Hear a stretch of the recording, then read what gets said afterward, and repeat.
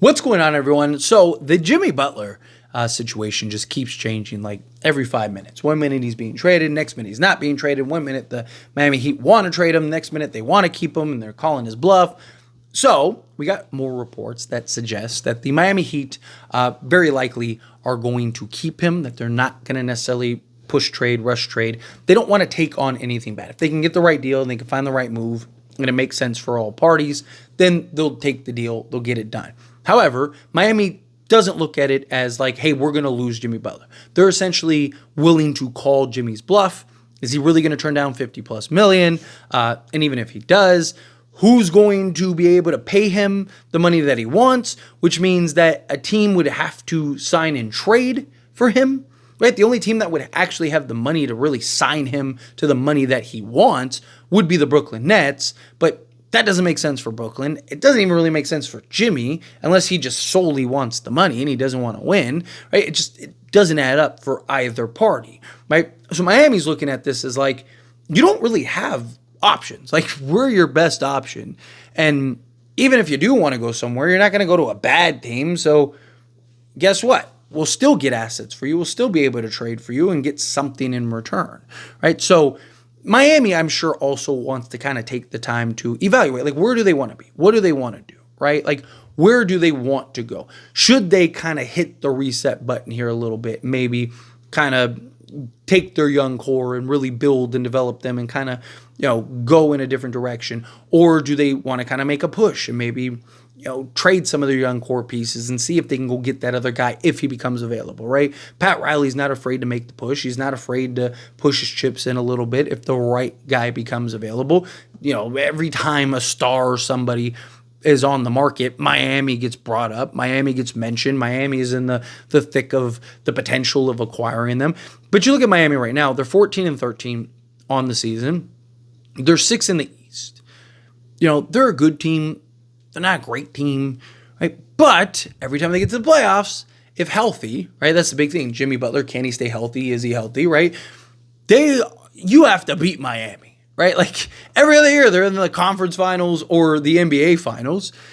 So, like, they're a team that, they've done more with less and have had more success than 90% of the league. There's only like a handful of teams that have been like anywhere close to the success that, the Miami Heat have had, right? And it's just, if you're Miami, I do think you need to pick a direction, right? I do think you need to, at what point do you just say, okay, let's draw the line in the sand here, and this is what we're going to do. We're going to go here, right? Do you want to be competitive?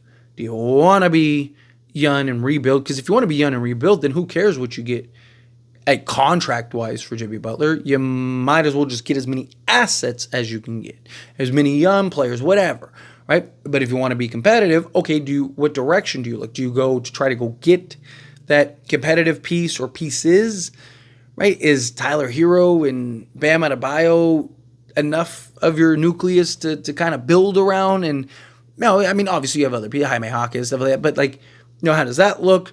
Do you actually make the move and try to go get a Bradley Beal, right? I know some people aren't high on Bradley Beal, but Bradley Beal on Miami is not going to be the Bradley Beal in Phoenix, right? The biggest problem with Bradley Beal is just the injury issues, right? Like, can Bradley Beal stay healthy? But same questions with Jimmy Butler. And they're both going to make roughly the same if Jimmy Butler gets a new max deal, right? If he gets a new max extension or anything like that, right? So no matter how you shake it, you're kind of in a spot. Bradley Beal with a Bam Adebayo, Bradley Beal now gets to go back to being that 35-5 guy with Bam Adebayo. You can now, if you wanted to, trade Tyler Hero and go get those other pieces, and you might be back in a contention, especially in the Eastern Conference, right? You might be back in a contention in no time. Now, in a year or two, if that, and at that point, Bradley Beal's coming to the end of his contract, but by that point, Jimmy Butler might be out of the league, right? Like, so there's the pros and cons in that way, in that route. If you're Miami, obviously you don't want to take a bad deal, right? Like, you don't want to, take on a bunch of like long-term salary and all these bad contracts and stuff like that. I still maintain that the Warriors are probably, if anyone lands him, if anyone actually does trade for him, it's probably the Warriors. I think the Warriors make the most sense for him. I think he makes the most sense for the Golden State Warriors, right? They really need to kind of push in for the chips. I see a lot of Warrior fans kind of, don't like, but they have to give up so much for it. Then trade Steph, right? Like, pick a lane, pick a direction, right? Like, the Warriors have been this team that's just been trying to teeter on the line the whole time, and it doesn't work, right? They started off hot, and reality set in. And now look, now they're terrible. They're a playing team, right? Like, that's who they are. Because they keep trying to balance Steph and his golden years and trying to win another championship with building and developing all these young guys. Like, they're two completely different paths.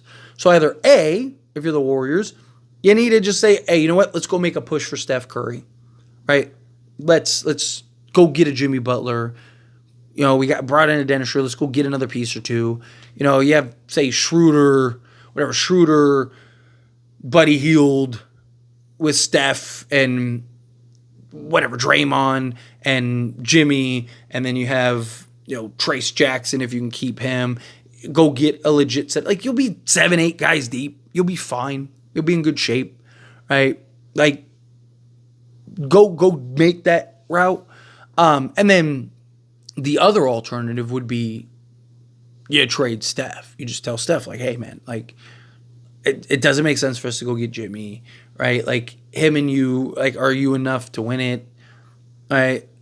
Yeah, maybe. I mean, look, Steph Curry won a championship with Andrew Wiggins as his second best player during that playoff run. So, imagine what no one would want to play Steph and Jimmy, right? Nobody would in a 7-game series. Good luck, right? Like, that'd be tough.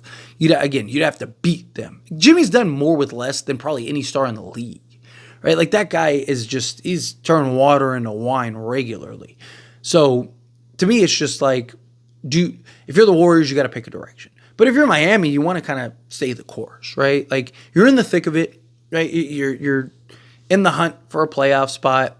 Once you get to the playoffs, there's only like 2-3 teams, if that you're really worried about, right? And you're only going to play 1 or 2 of them. So, you're fine. Like, even Boston, you've had Boston's number every year that you play them. So it's like, no, play them healthy at least, right? So I don't think Miami's in a good spot. I think a lot of the recent reports of, like, Miami's likely to keep him or unlikely to trade him and stuff like that. I think a lot of that is just trade tactics, right? I think a lot of that is just, like, trying to gain leverage where you can, trying to kind of manipulate things a little bit, trying to, hey, look, we don't even really want to trade Jimmy. You want Jimmy, man, you really have to pay for it because we're willing to call his bluff. Where's he going to go? If we don't trade him, where's he going to go? Who's he going to sign with? You going to go to Brooklyn? Fine, good luck to you. Go to Brooklyn. And then we'll just clear off the salary. Right now we cleared off the books $50 million. Thanks. Right? And we can go make some other moves, do some other things, figure it out. Right? Like, especially Miami, right? Miami's always going to be a destination for players and people and stuff. And you got Pat Riley, like, he's willing to do whatever it takes to go win and build championships and stuff like that, right? Like, the next guy will go, the next star will be there, right?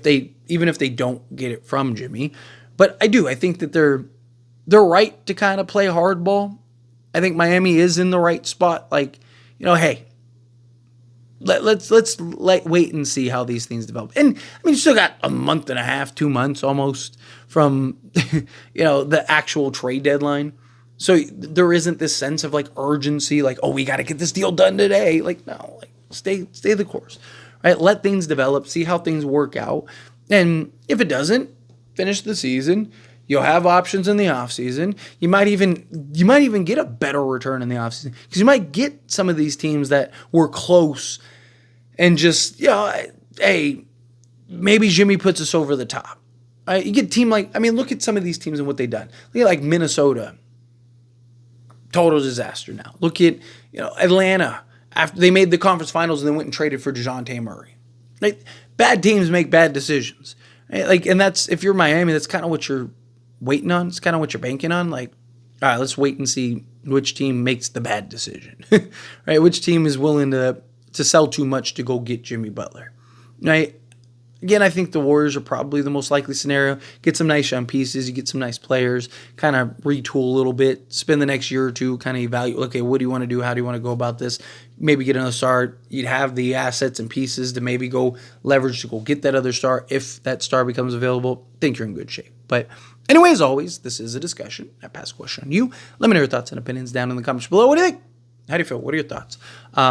Do you think Jimmy Butler gets traded? Do you think he doesn't get traded? Do you want him to get traded? If so, where do you want him to get traded? However you feel, whatever your thoughts are, I love to hear it either way, so let me know down in the comments below.